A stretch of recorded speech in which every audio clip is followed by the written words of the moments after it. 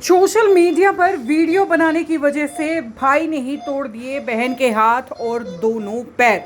रक्षाबंधन से पहले बहन को मिला भाई की तरफ से दर्द भरा तोहफा। आप देख भी सकते हैं कि महिला के दोनों पैर टूटे हुए हैं, साथ ही महिला का एक हाथ टूट चुका है।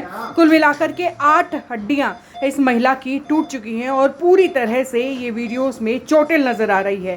पूरा मामला क्या है, चलिए इस महिला के मुंह से जान लेते हैं। जी, क्या नाम है जी आपका? मेरा नाम मनीषा है। ये क्या मामला हुआ आपके साथ? यानी कि पहले मेरा वही कोई नहीं, बता दीजिए, आराम से बता नहीं, दीजिए। पहले मेरा केस चल रहा था। उसमें भैया आए थे, वो वहाँ से कह के चले गए थे भाई मेरा इस पक्ष मनीषा के ससुराल ते रहने तक कोई लेना देना को नहीं, वो कह के चले गए थे। फिर मेरे 2 गुड़िया हैं, तो मेरा हस्बैंड बहुत ज़्यादा दारू पी हुआ है।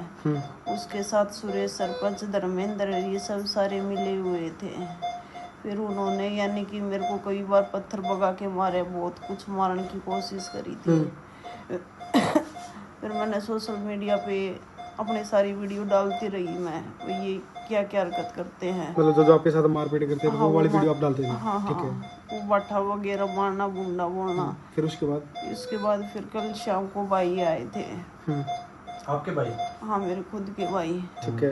और उसने मेरे को इतना मारा है बहुत ज़्यादा, क्योंकि उसी के चक्कर में भाई तू सोशल मीडिया पे वीडियो क्यों डालती है, इसलिए मेरा फ़ोन भी उसी के पास है, मेरा फ़ोन भी लेके चला गया वो।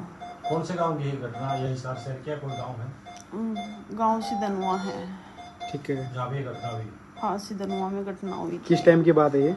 ये रात की 11:30 और 12 के बीच की बात आपको है। हॉस्पिटल कौन ले गया है? मैंने यानी कि एक भाई मेरा खुद का भाई था, एक उसका दोस्त संजय है, उसको मैं जानती हूँ।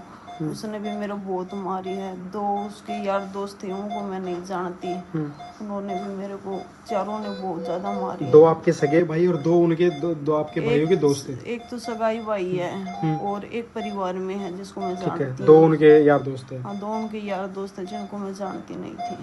तो हॉस्पिटल कब आया? मैं हॉस्पिटल रात को ही आई थी। फिर वो मार मूर के चले गए थे, फिर मैं बेहोश हो गई थी। तो मेरे पास एक दूसरा फ़ोन था, दूसरे फ़ोन से फिर मैंने पुलिस के पास फ़ोन किया।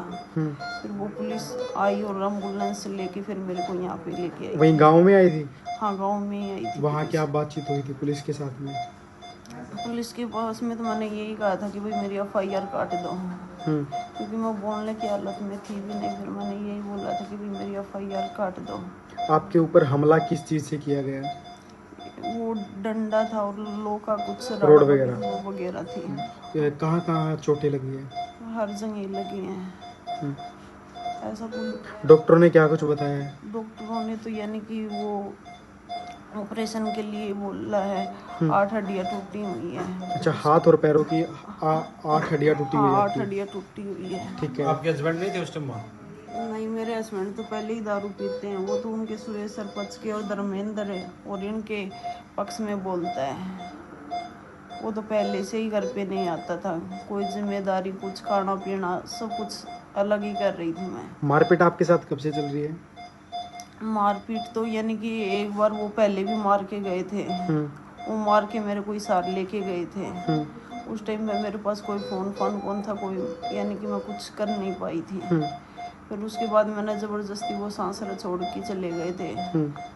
फिर यानी कि उस टाइम में मैंने दरखास्त भी दी थी। उस दरखास्त की कोई खास कार्रवाई को नहीं हुई। हॉस्पिटल कौन लेके आया था आपको?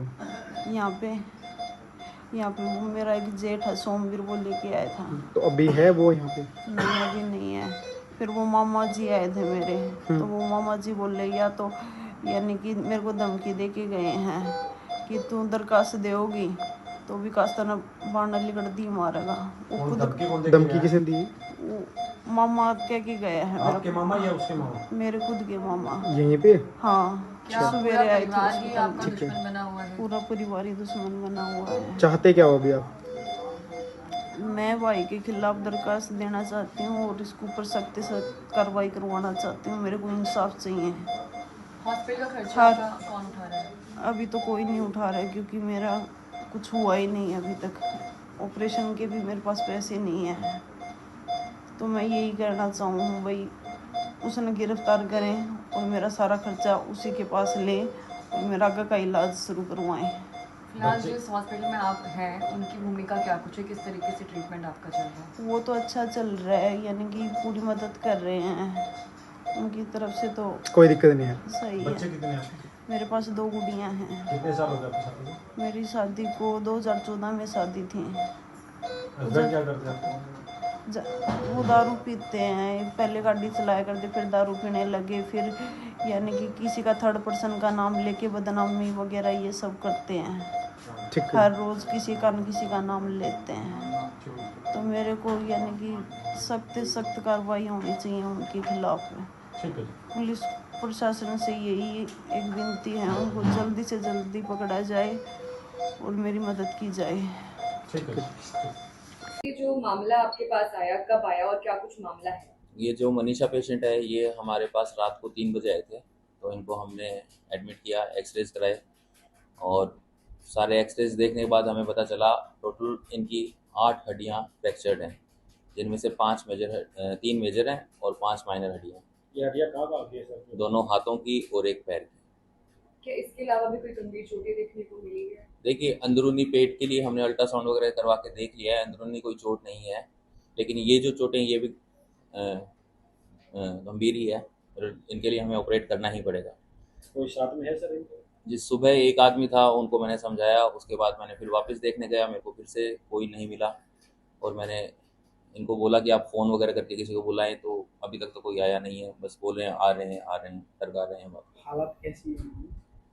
वैसे पेशेंट स्टेबल है। देखिए, ऑर्थो में जो हड्डियों में चोट होती है उसमें ऐसे कोई पेशेंट की जान को खतरा नहीं होता, वो मेजर कोई हड्डी का फ्रैक्चर हो तो उनको होता है, लेकिन ये हाथ और पैर की तो ऐसा जान को कोई खतरा नहीं है। पेशेंट कम्प्लीटली स्टेबल है, हमारे पास अंडर ऑब्जर्वेशन है और मैं बस इनकी फैमिली की तरफ से या जिनकी भी तरफ जो भी इनके आएंगे साथ में, मैं गो अहेड का वेट कर रहा हूँ। हमारी तरफ से पूरी तैयारी है और ऑपरेशन करना ही पड़ेगा। परिवार के लोग पूछेंगे तभी जाके वो होगा। जी, हमें कोई तो गो अहेड देगा, कंसेंट पेपर पे साइन करेगा। अभी हमारी बात हुई तो उन्होंने कहा कि मेरे परिवार से कोई नहीं है, मैं खुद कमाती थी, खुद ही पैसे देने वाली थी, अब मेरा इलाज होगा कैसे? अक्सर हम देखते हैं कि लाइफलाइन हॉस्पिटल में 2 से 3 खबरें तो हमने रिसेंटली भी देखी है कि अगर कोई ऐसा व्यक्ति आता है तो आप पूरी तरीके से मदद करते हैं या आयुष्मान कार्ड जैसे उस पर भी वर्क करते हैं, तो इनके लिए क्या कुछ काम किया जाएगा? हमने सबसे पहले इनसे यही पूछा था कि आपका आयुष्मान कार्ड है क्या, क्योंकि अगर आयुष्मान होता तो उसमें पूरा कम्प्लीटली कवर हो जाता। अगर आयुष्मान कार्ड हमारे पास होता तो हम में से ही कोई आगे प्रोसेस कर लेता, हम ऑपरेट कर ही देते आज, लेकिन इनका आयुष्मान कार्ड नहीं है इनका। उसके लिए मेरे को देखिए, हमें भी इम्प्लांट वगैरह मंगाने पड़ते हैं तो उनकी कॉस्टिंग होती है, तो हमें बस कोई आके बोल दे कि हाँ पेमेंट का, मैंने इनको नहीं बोला कि आप पेमेंट अभी कीजिए, एक बार हमें गो हेड दीजिए, पेमेंट जो होगी जो हॉस्पिटल से जो कम से कम हो पाएगा वो भी हम कर देंगे और पेमेंट की अभी ऐसी कोई इशू नहीं है। ट्रीटमेंट पहले प्रायोरिटी हमारे लिए, पेशेंट हमारे लिए प्रायोरिटी। सर आपका परिचय दे दीजिए एक बार। मैं doctor Harshal Godara, MS orthopaedic और क्लिनिकल रूमेट में मेरी फेलोशिप है। मैं यहाँ पे ऑर्थोपेडिक सर्जन हूँ। और अबाउट दिस क्या पुलिस प्रशासन भी आया था बातचीत करने? जी, हमारी तरफ से पुलिस कार्रवाई कंप्लीट है, PI भी हमने करा दी है, MLC भी पेशेंट की कट चुकी है। हम बस अब इनके फैमिली मेम्बर्स का वेट कर रहे हैं, कोई आ जाए और हमें गो अहेड करें। Okay sir, thank you.